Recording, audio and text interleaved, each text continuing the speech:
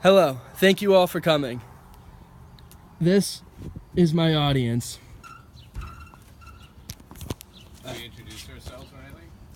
No, you don't.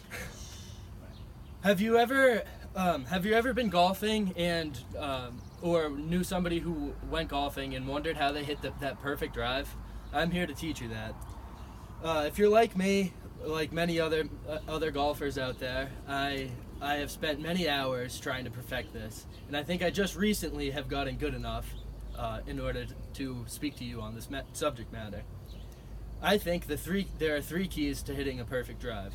The first is the proper ball placement when you tee the ball up.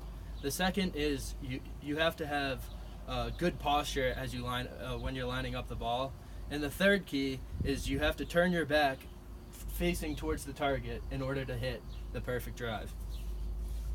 To begin with, your dream shot starts with having the correct ball placement at lineup.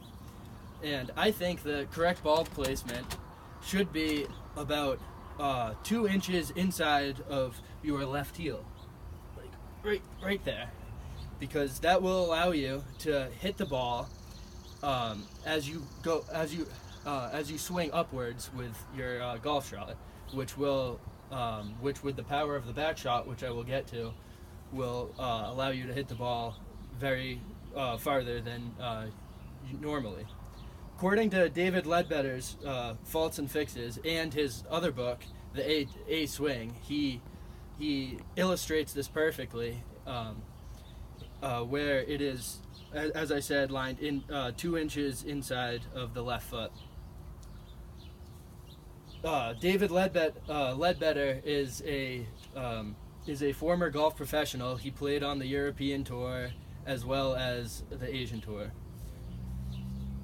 The second key to the perfect drive is golf posture. Sports Illustrated had an article called "The Swing of Beauty," and this portrayed a golfer who hit a drive shot that, again, as I said before, had it just a couple inches inside of his left foot. Obviously, this is different than other types of swings where, like, for instance, an iron shot would be somewhere directly in the middle of your body posture right here. Also, John Jacobs' book on how I play golf describes your body as having to be balanced and relaxed as you swing through it. Because if you rush your golf shot, you will end up with many misses and only a couple will go right. You have a greater increase of topping the ball, which obviously just hit the top of it, or a slice of the ball where your shot will go up and to the right, which I used to do a lot until I figured this out. Finally, the last key to a great drive shot is the rotation of the back towards the hole. This one took me the longest to understand and know about, because I never thought that was too important, because I thought, I heard about like the rotation of the body, but I never thought about how you actually have to turn your entire body towards the hole, which in turn will create a power buildup.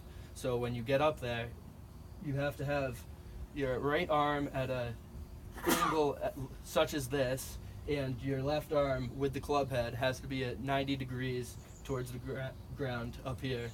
And so when you come through, your body will translate from the power from the right foot to my left foot to create a more powerful shot and a straight shot.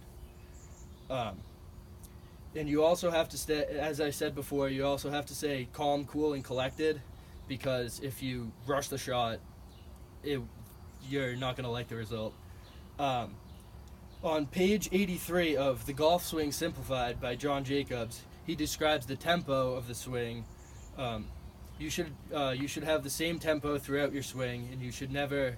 People think that you go slow on top, and then you can just go into the shot as fast as you can. But this will lead to many a higher increase in a poor shot. In conclusion, the key parts to a perfect drive would be having the correct ball placement, having a proper having a proper structure on top of the ball, and the ability to turn your back towards the hole in order to create a more powerful shot. If you do these three things, I am sure that your golf swing will become the best it has ever been, and your practices in your golf game will you will lose a lot of strokes with your golf game. So thank you all for being here. I really appreciated talking to you. Have a good day. Hey! I don't know how long that was.